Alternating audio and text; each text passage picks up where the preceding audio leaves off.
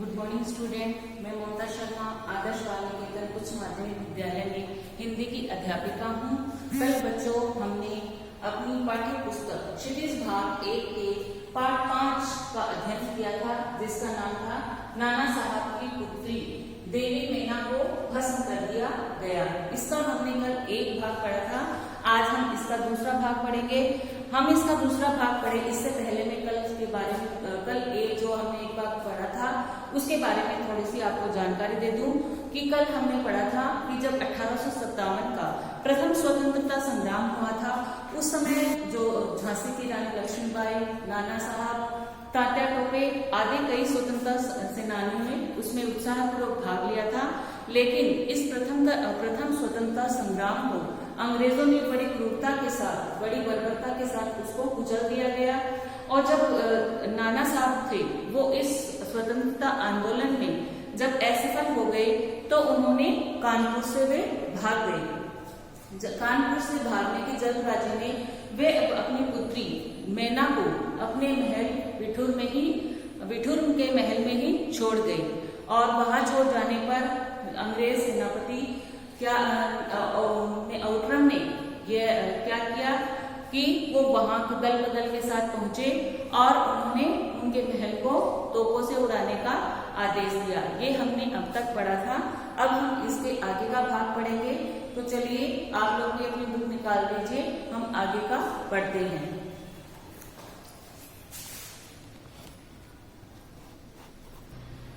Outram governor general की आज्ञा के बिना यह संभव नहीं। नाना साहब पर अंग्रेजों का क्रोध बहुत अधिक है।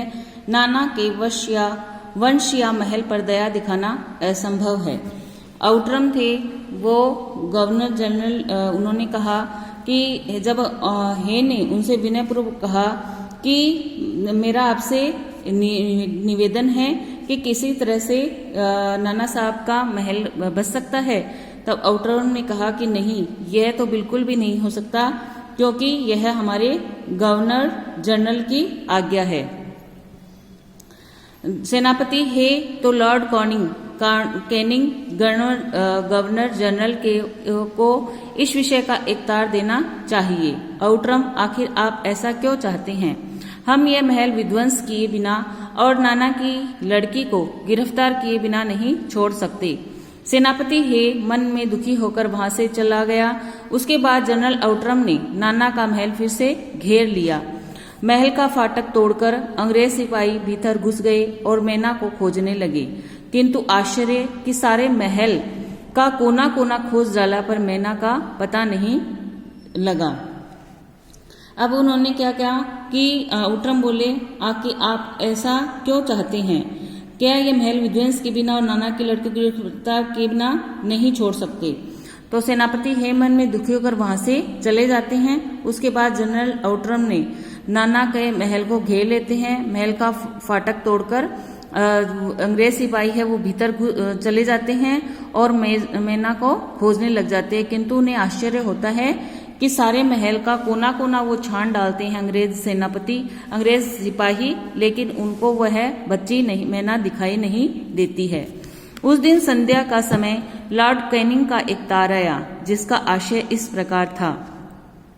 लंदन के मंत्रिमंडल का यह मत है कि नाना का स्मृति चिन्ह तक मिटा दिया जाए, इसलिए वहां की आज्ञा के विरुद्ध कुछ नहीं हो सकता।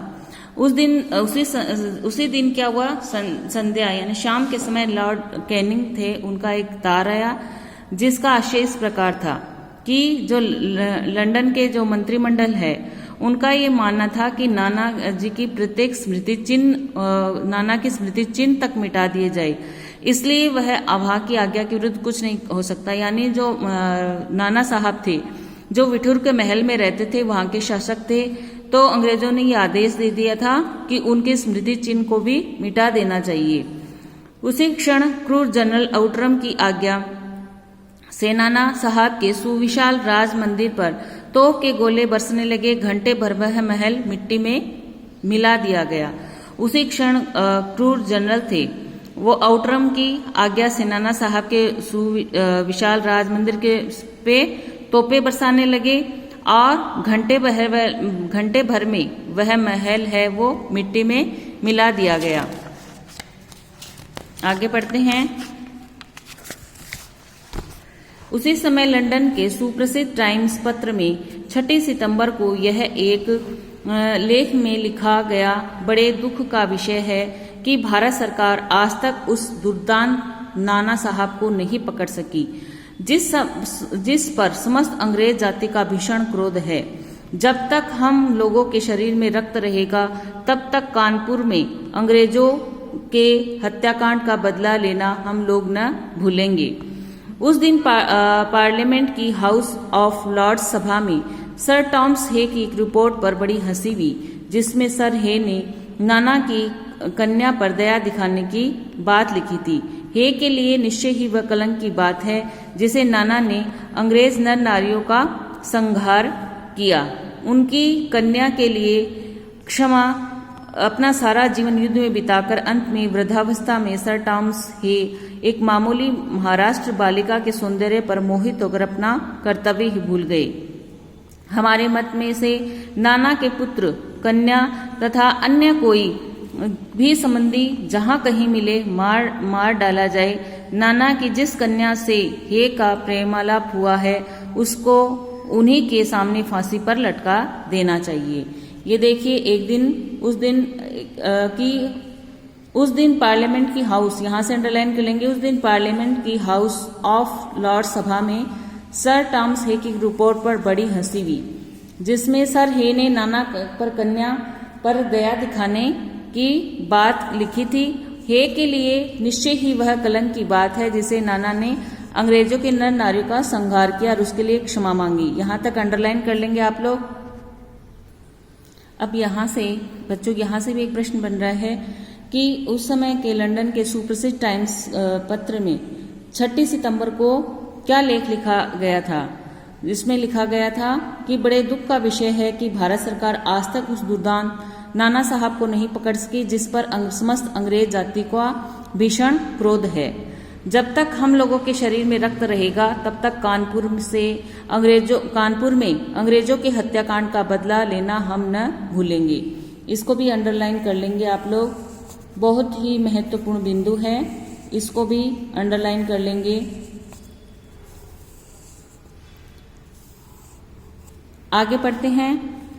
सन 57 के सितंबर मास में अर्धरात्रि के समय चांदनी में एक बालिका स्वच्छ उज्जवल वस्त्र पहने हुए नाना साहब के भग्नावशिष्ट प्रासाद के ढेर पर बैठी रो रही थी।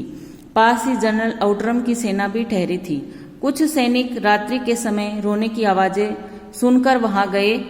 बालिका केवल रो रही थी, सैनिकों के प्रश्न का कोई उत्तर नहीं देती थी।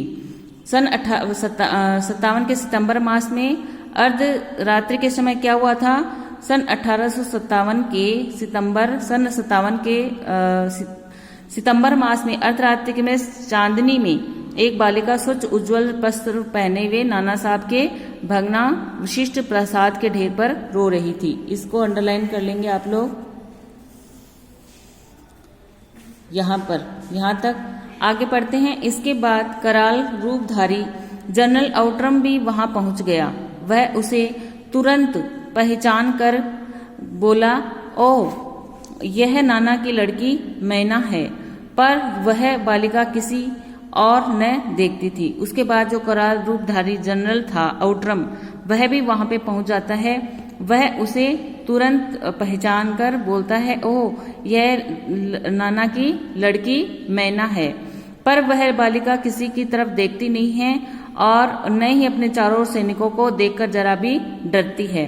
तो जनरल आउटरम है वो भी आगे बढ़कर कहते हैं कि अंग्रेज सरकार की आज्ञा से मैं तुम्हें गिरफ्तार करता हूं।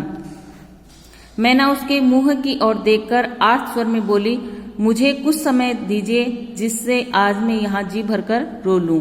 वो तभी उस जनरल जब आउटरम उसके पास पहुंचते हैं तो वो कहते हैं अंग्रेज जो सरकार है उनकी आज्ञा है कि मैं तुम्हें जहां भी देखूं वहां पे गिरफ्तार कर लूं, तो मैं तुम्हें गिरफ्तार करता हूं। तो वो कहती है कि मुझे कुछ समय दीजिए, मैं आज यहाँ जी भरकर रोना चाहती हूँ। आगे पढ़ते हैं। पर पाषाण हृदय वाले जनरल ने उसकी अंतिम इच्छा भी पूरी न होने दी। उसी समय मैना के हाथ में हथकड़ी पड़ी और कानपुर के किले में लाकर कैद कर दी गई। उस समय महाराष्ट्रीय इतिहासवेता महादेव चिटनवीस के बाबर पत्र में छपा था, कल कानपुर के किले में एक भीषण हत्याकांड हो गया। नाना साहब की एकमात्र कन्या मैना धधकती हुई आग में जलाकर भस्म कर दी गई। भीषण अग्नि में शांत और सरल मूर्ति उस अनुपमा बालिका को जलती देख सब ने उसे देवी समझकर प्रणाम किया। अब उस समय ये प्रश्न यहाँ से भी बनता है कि जो बालिका मैना थी उसकी अंतिम इच्छा क्या थी। उसकी अंतिम इच्छा यह थी, यहाँ से अंडरलाइन कर लेंगे, कि मुझे कुछ समय के लिए दीजिए जिससे मैं आज यहाँ जी भरकर रो लूं। कहाँ पर रोने की बात करी थी? जहां पर बिठूर में जो नाना साहब के महल को ध्वस्त कर दिया गया उसकी राख पर, वहां पर बैठी हुई वह रो रही थी। लेकिन जो जनरल आउटरम थे वो उसकी अंतिम इच्छा भी उन्होंने उसकी पूरी नहीं होने दी और उसको हथकड़ी पहनाकर वो कानपुर के किले में ले जाकर कैद कर देते हैं।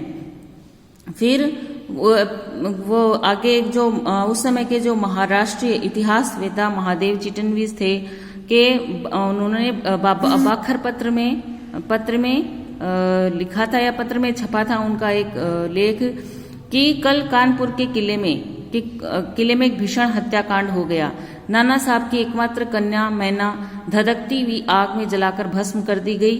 भीषण अग्नि में शांत और सरल मूर्ति उस अनुपमा बालिका को जलती देख सब ने उस देवी समझकर प्रणाम किया कि कल कानपुर के किले में एक भीषण हत्याकांड हुआ था जिसमें नाना साहब की जो एकमात्र कन्या थी जो रह गई थी तो उसको धधकती हुई आग में जलाकर भस्म कर दिया गया। ऐसा भीषण हत्याकांड मैना के साथ किया था क्योंकि उन्होंने कहा था कि उनके सरकार का आदेश है कि उनके प्रत्येक स्मृति चिन्ह को मिटा दिया जाए। तो स्टूडेंट, आज हमारा यह लेसन यहाँ पर समाप्त हो रहा है। अगर आपको कोई बात समझ में नहीं आई हो तो आप मेरे से कॉल करके या मैसेज करके पूछ लीजिएगा। Thank you. Have a nice day.